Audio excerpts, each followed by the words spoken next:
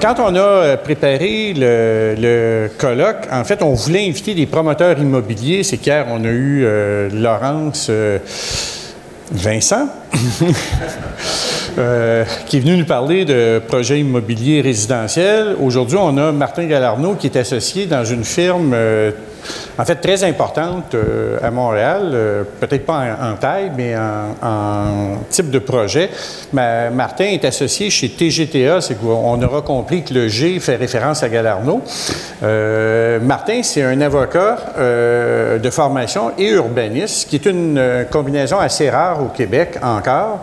Et il a été par le passé sous-ministre aux Affaires municipales à Québec, donc il a une expérience du secteur public, mais depuis de nombreuses années, il travaille comme promoteur immobilier, je pense qu'on peut dire ça comme ça, c'est qu'on va l'écouter parler des évolutions dans le monde du travail.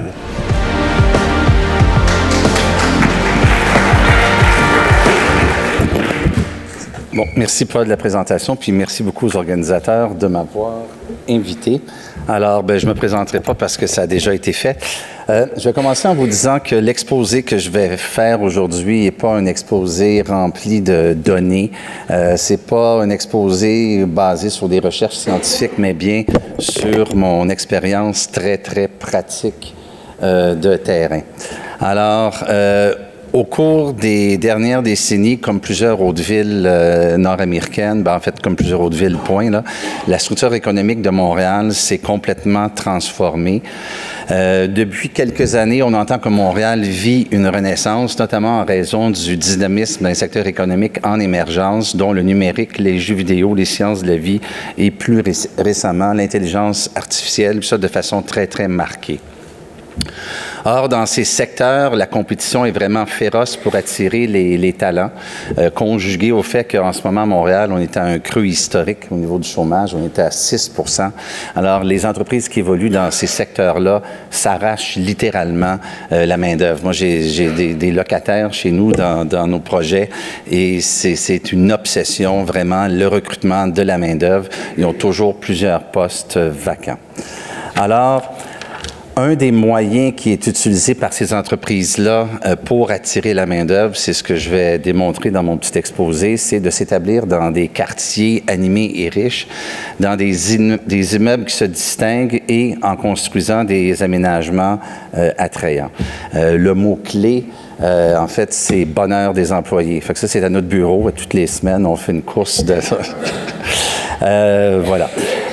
Donc, le redéveloppement d'immeubles dans les quartiers périphériques au centre-ville de Montréal participe à ce phénomène. Je m'excuse pour la qualité de la carte, là, elle n'est pas extraordinaire, mais en fait, l'idée, c'est de montrer le centre-ville, qui est le ovale en rose, et les quartiers périphériques dont je parle dans mon exposé, c'est ceux qui sont illustrés là. Puis j'attire votre attention sur celui le plus petit en haut de l'écran, qui s'appelle le Milex. Je vais y revenir davantage tout à l'heure. Montréal, fondée en 1642, d'abord une ville de commerce. Au début des années 1800, d'importantes industries commencent à s'établir. Puis à la fin de la Deuxième Guerre mondiale, Montréal est le berceau industriel du Canada.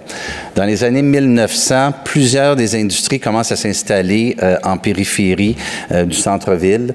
On voit l'émergence de quartiers ouvriers où on trouve de grandes usines et des gens qui résident à proximité des lieux où ils travaillent. Alors, on retrouve toutes sortes d'industries, métal, bois, cuir, chimique, alimentaire, ferroviaire, imprimerie et énormément de textiles et chaussures. Ce sont donc des quartiers où les gens habitent et travaillent à proximité. Comme partout en Occident, à compter des années 70, les secteurs qui ont fait prospérer la ville commencent à décliner et dans les années 90, le choc est vraiment brutal. Plusieurs industries ferment, plusieurs quartiers autrefois trépidants deviennent complètement moribonds. Alors, les bâtiments industriels se vident, dans certains cas tombent en décrépitude. Puis ça, il faut comprendre que c'est dans les quartiers très centraux, bien souvent là, aux portes du centre-ville de Montréal. Heureusement, la structure économique de Montréal, ça a pris quelques années, mais quand même assez rapidement, la structure économique de Montréal se rebâtit en s'appuyant sur de nouvelles industries, l'aéronautique, sciences de la vie, numérique, vidéo, la culture. Là-dedans, j'ai inclus l'industrie du cirque, qui est quand même très importante à Montréal, avec en tête de file le Cirque du Soleil que vous connaissez tous, puis la publicité, puis également, plus récemment, depuis 5 ans, il y a vraiment une émergence très, très importante là, de l'intelligence artificielle à Montréal. Alors, pour certaines de ces industries que je viens de nommer, notamment le numérique, le vidéo, les industries culturelles et l'intelligence artificielle, les quartiers centraux que j'ai énumérés un petit peu plus tôt s'avèrent parfaits pour les accueillir car ils sont souvent très bien desservis en transport collectif. On y retrouve une abondance de logements, de commerces et aussi de bars et restaurants en vogue. Une des premières entreprises qui s'est établie dans ces quartiers-là, qu'on appelle les Midtowns montréalais, de façon très significative, c'est Ubisoft. Ubisoft emploie environ 3000 personnes à Montréal et la très grande majorité d'entre eux sont localisés dans le quartier du Myland. Il y a une firme de consultation immobilière à Montréal qui est active un peu partout en Amérique du Nord, peut-être en Europe aussi, qui s'appelle Altus, qui a fait un recensement. Au cours des 15-20 dernières années, il y a plus de 1 million de mètres carrés de bâtiments de ce type-là qui ont été transformés, donc qui étaient des industries, et on a transformé en édifices à bureaux.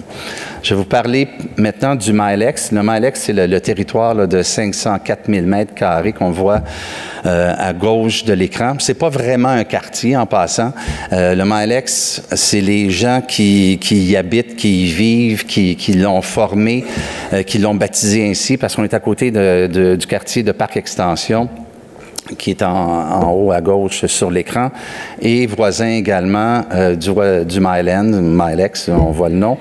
Le Myland est localisé aux portes du centre-ville de Montréal. Alors, ça prend environ 10 minutes, là, pour 10-15 minutes là, en voiture pour se rendre du centre-ville au Milex. Ça, cette image-là, je l'aime beaucoup.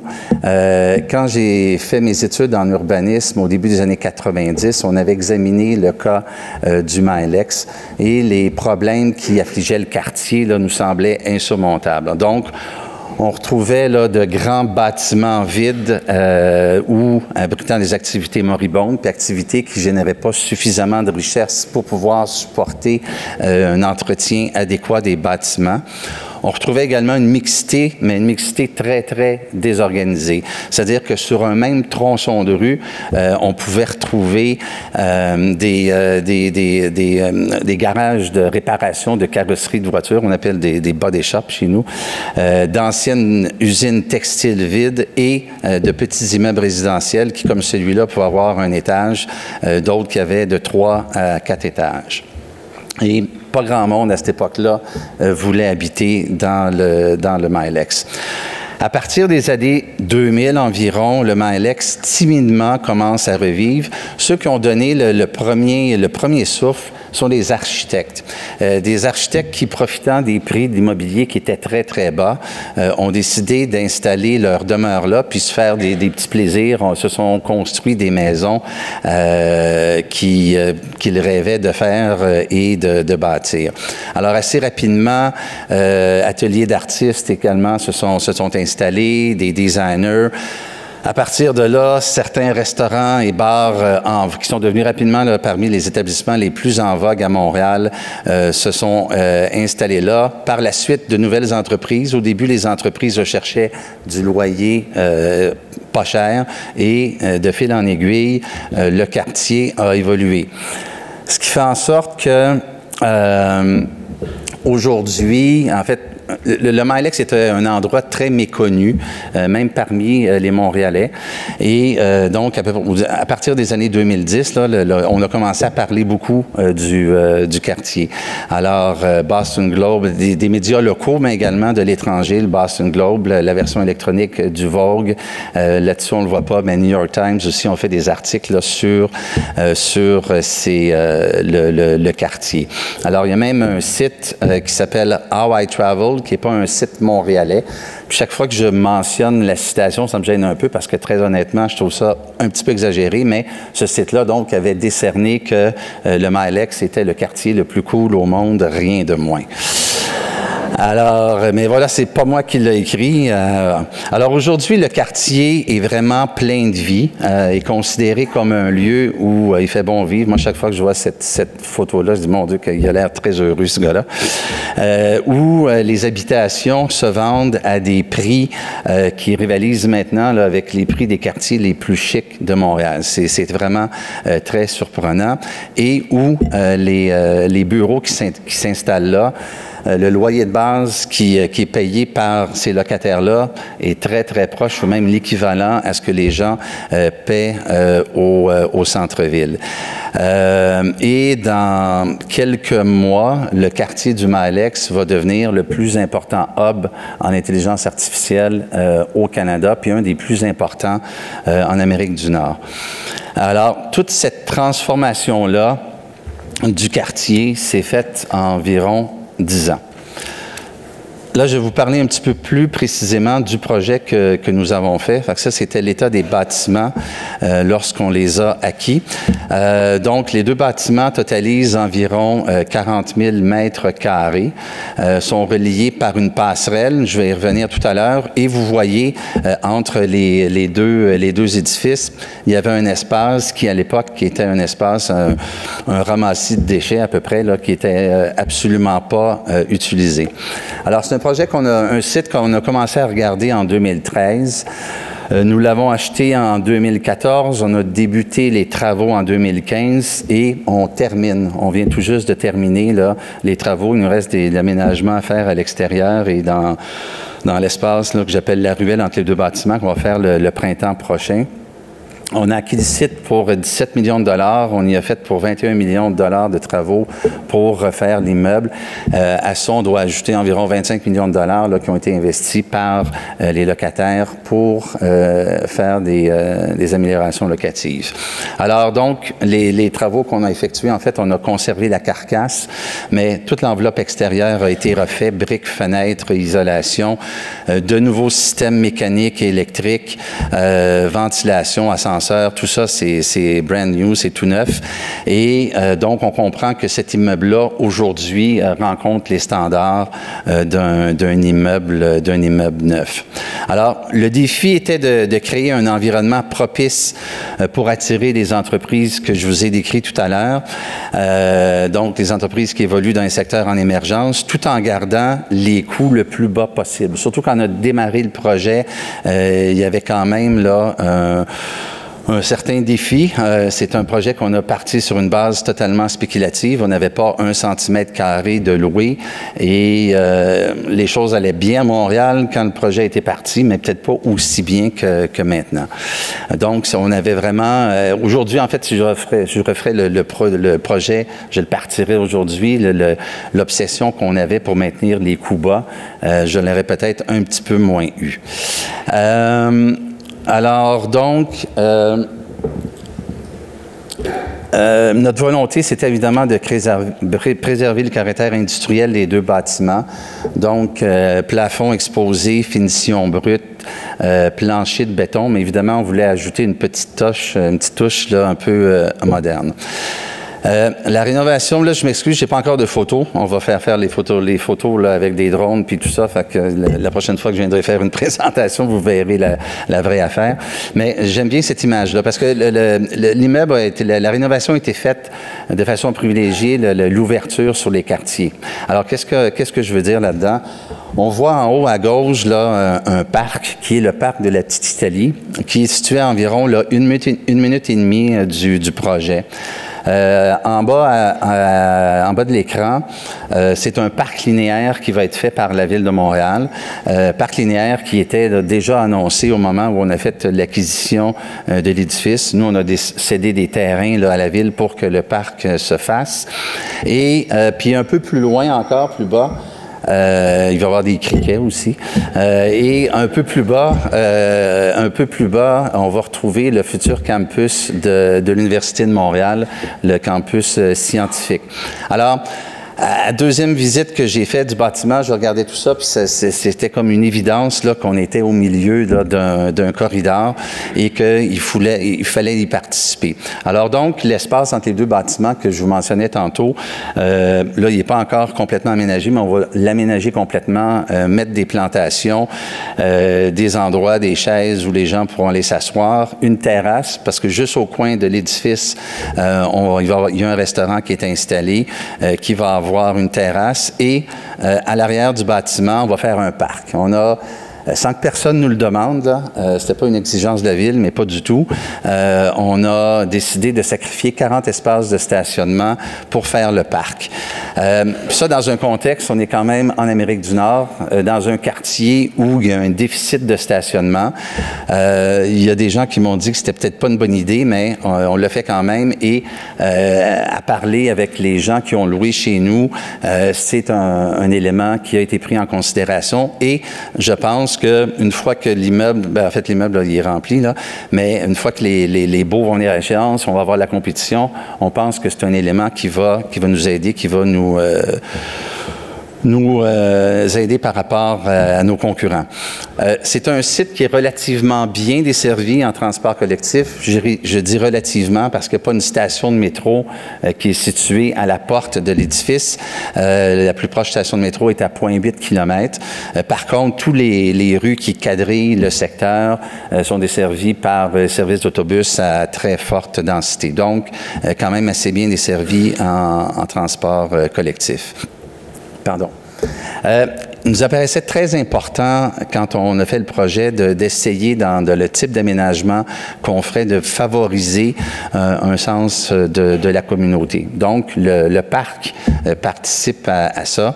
Il y a un espace qu'on a réservé pour avoir une crèche. Ça a pris du temps, on trouve quelqu'un pour l'exploiter, mais on l'a exploité, puis on l'a loué à des taux plutôt favorables. Même chose, il y a un petit gymnase, on a trouvé un opérateur de gymnase, on a loué ça.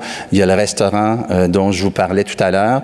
On a même un atelier de vélo pour les gens, parce qu'il y a beaucoup de gens qui travaillent chez nous qui viennent à vélo, fait qu'il y a un petit atelier de réparation de vélo. Il y a une aire de jeu dans notre lobby où on a installé baby-foot, table de ping-pong, etc., puis ça fonctionne.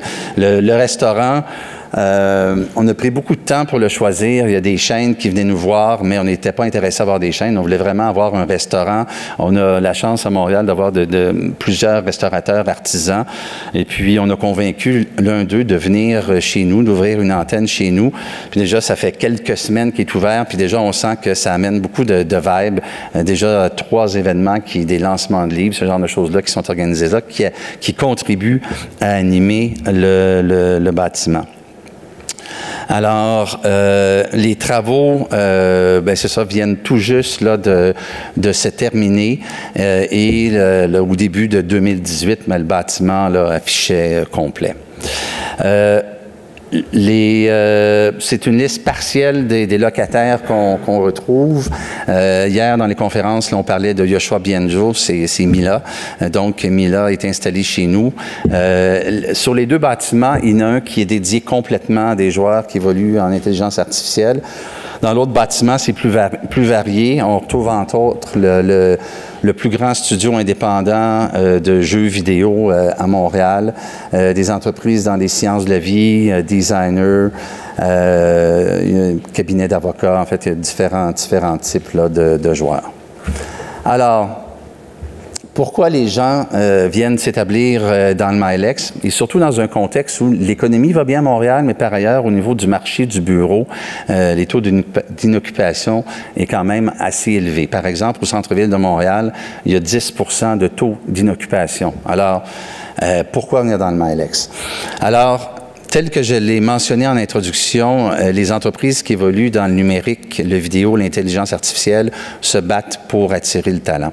Alors, on commence à lire, il y a différentes études, mais ce que je vous dis, c'est vraiment basé sur des discussions que j'ai eues avec des dirigeants de ces entreprises-là.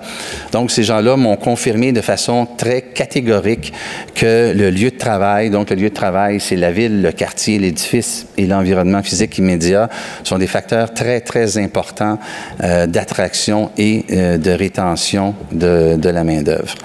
Alors, au niveau du quartier, Plusieurs des dirigeants que j'ai interviewés me disaient que de 60 à 80 de leurs employés clés habitent les quartiers centraux de Montréal.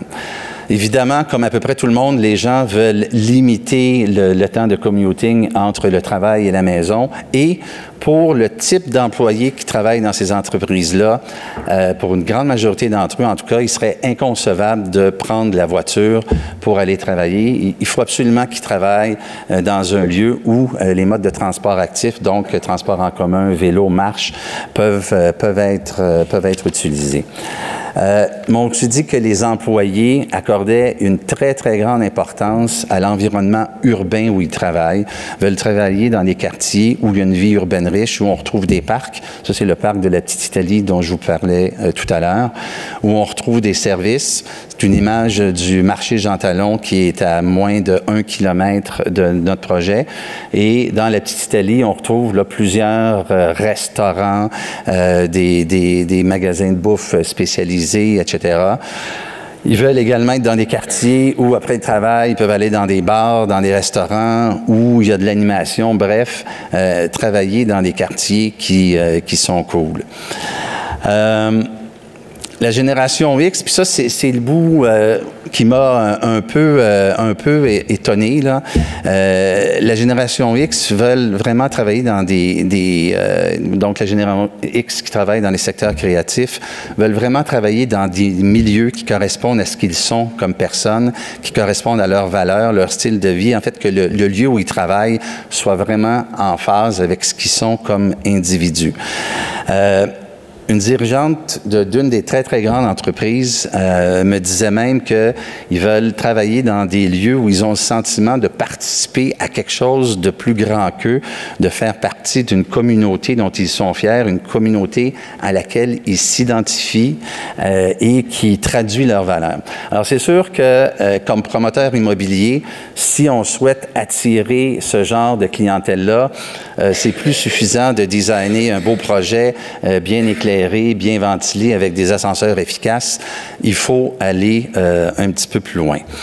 Bref, le quartier, l'immeuble dans lesquels ces entreprises sont établies constituent des facteurs d'attraction et de rétention très, très importants. Quand j'avais des discussions avec eux, des fois, je testais et je demandais si demain matin, vous annonciez à vos employés que vous partez dans une banlieue éloignée, dans un bâtiment plutôt drabe, les gens me disaient, c'est pas compliqué, là, en temps de le dire, on risque de perdre la moitié de notre main-d'œuvre. Fait que c'est quand même, là, très, très significatif. Alors, on a parlé du quartier, des bâtiments, puis le dernier bout de la chaîne, c'est le lieu de travail. Sauf pour une photo, c'est pas des photos qui ont été prises là, dans notre projet. Là. Donc, important maintenant de créer des espaces de travail qui incluent des espaces où les gens peuvent relaxer, voire faire des siestes. Il y a c'est des potes de sieste là, qu'on voit à droite. Ça, je pense que ça vient de chez Google. Des espaces de travail où ils peuvent interagir avec leurs collègues et également des endroits où il peut y avoir une petite intimité. Le reste des photos, sauf pour une, ce sont tous des photos là, qui ont été prises dans notre projet.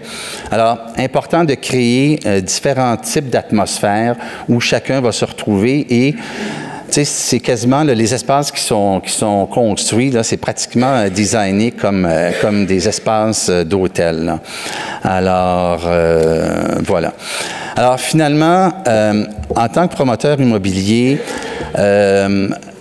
bien souvent, ça ne prend pas nécessairement d'investissement énorme pour créer des milieux qui répondent aux attentes des gens qui s'occupent. Il s'agit simplement d'être un peu conscient de l'importance de l'environnement physique dans lequel les gens veulent travailler, puis être un peu à l'écoute. Ça, c'est une pièce qui est dans notre lobby, donc plafond, plancher et murs à l'état brut qu'on a peint. On a rajouté là, des murales faits par des artistes de rue montréalais, baby-foot, table de ping-pong, beanbag, et voilà, ça anime le lieu, puis les gens en sont très, très heureux et satisfaits. Alors voilà, c'était mon petit exposé.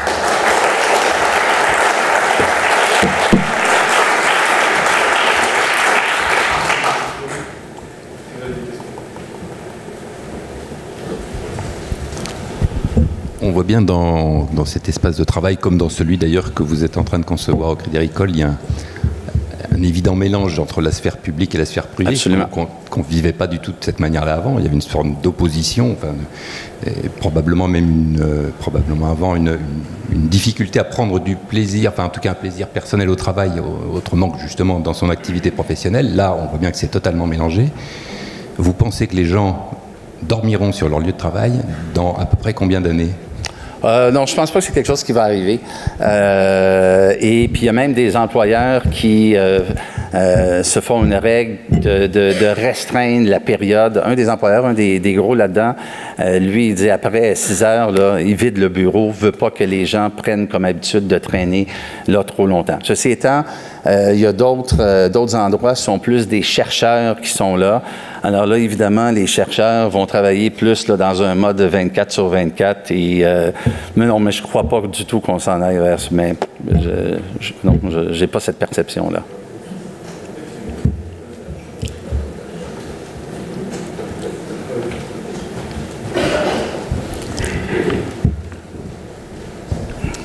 Merci pour la présentation. J'aimerais savoir comment vous avez abordé la notion de la temporalité dans la programmation du site. On parlait des horaires de travail, entre autres, mais on sait que de plus en plus, les horaires de travail sont flexibles pour permettre aux gens de justement dormir plus longtemps le matin, finir plus tard. Comment ça s'est reflété dans le projet? Bien, ça, c'est davantage là, au niveau de la gestion que chacun des locataires fait de ces gestions de ressources humaines. Moi, en tant que propriétaire, c'est que j'ai des plages d'ouverture dans mon bâtiment où tous les systèmes mécaniques fonctionnent, etc. Et comme à peu près tout le monde fait, si les gens ont besoin d'extensionner les heures de travail, bien là, on réagit puis on s'ajuste et nos systèmes mécaniques, ventilation, etc., là, les heures sont prolongées et il y a des cartes d'accès où les gens peuvent accéder là, 24 sur 24 là, dans le bâtiment. Je ne sais pas si ça répond à votre question.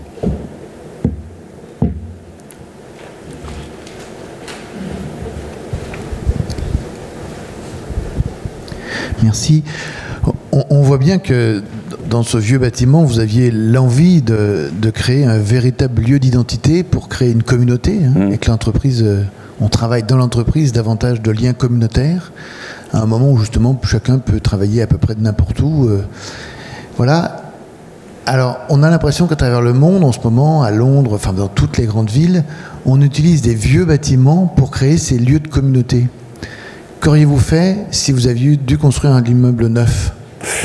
Ça aurait été tout aussi facile de le faire. Puis la raison pour laquelle on est dans des vieux bâtiments, je le disais tout à l'heure, j'ai expliqué là, la transformation économique qui s'est faite à Montréal et on s'est retrouvé avec un grand parc de bâtiments industriels situés proches du centre-ville, souvent dans des quartiers comme celui-là qui sont vraiment très, très intéressants. Et c'est pour ça que finalement, les entreprises qui ont émergé à partir des années 90, il y a eu une concomitance. Là, oups, il y a des gens qui sont partis et d'autres qui sont arrivés. Mais je pense que le même type de communauté pourrait se créer dans un bâtiment neuf. Mais par contre, là où c'est plus difficile, c'est que le bâtiment neuf, le construire, dans un environnement urbain comme celui-là, en fait, il n'y a plus de site finalement pour le faire. Autrement dit, d'essayer de recréer ce sens de la communauté-là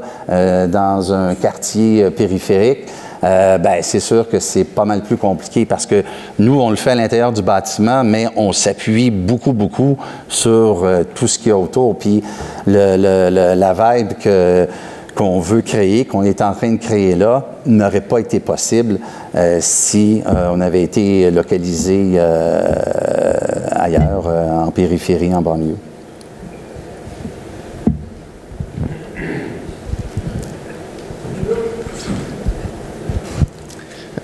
Bonjour et merci pour votre présentation. Alors pour un promoteur immobilier, vous utilisez des termes un peu comme la vibe qui sont on va dire, peu habituels pour nous ici en France. Juste, en fait, à la vue de votre projet, c'est quand même très très loin des standards de ce qu'on peut appeler l'immobilier tertiaire, qui en général, notamment en France, on va dire très standardisé, qui fonctionne par ratio. Vous avez des loyers, vous avez des questions de taux de capitalisation, ce genre de choses. Comment ça, vous l'avez construit, j'ai envie de dire, économiquement, et quels ont été vos arbitrages, parce que je crois que vous avez fait pas mal de, enfin, de ce que je vois, pas mal de sacrifices sur des surfaces. Et en fait, même j'ai envie de dire, tout ce qui est aménagement, déco, et on va dire le caractère, la singularité que vous avez donné à votre lieu, est-ce que c'est quelque chose qui est maintenant très généralisé à Montréal, cette espèce de basculement dans ce que je pourrais appeler une sorte d'immobilier un peu nouvelle génération? Très généralisé, je n'irai pas jusque-là, mais par contre, on n'a rien inventé, là. Je pense qu'il y a un mouvement de fond important, puis les gens, les promoteurs immobiliers, en fait, pas tout le monde nécessairement, là, mais plusieurs d'entre eux comprennent l'importance de créer ça. Puis la prochaine, je dirais la prochaine vague, je vous parlais que les taux d'occupation au centre-ville sont relativement élevés. Nous, honnêtement, la performance économique, on a été un peu surpris, là. Le projet a beaucoup mieux fonctionné que ce qu'on avait mis dans nos proformas. Les dernières locations, à peu près la moitié de l'édifice, je l'ai loué à des taux très, très proches des taux de location qu'on a au centre-ville de Montréal. Alors, je pense que la prochaine peut-être tendance, ça va être d'aller voir des édifices au centre-ville de Montréal, parce que le centre-ville de Montréal est très animé, très intéressant, puis tout ça, et transformer ces édifices-là pour pouvoir recréer ce genre d'atmosphère-là. Là, je le dis, j'ai pas trop de concurrents de Montréal dans la pièce, mais nous, on a un plan de match là, qui est clair là-dessus. On continue à croire énormément en ce genre de produits-là, mais là, les sites pour les développer là, se raréfient. Puis il y a comme, par exemple, j'avais des voisins puis mes concurrents qui ont été plus vite que moi, puis voyant ce qui se passait chez nous, là, sont venus arracher les sites qui restaient, là.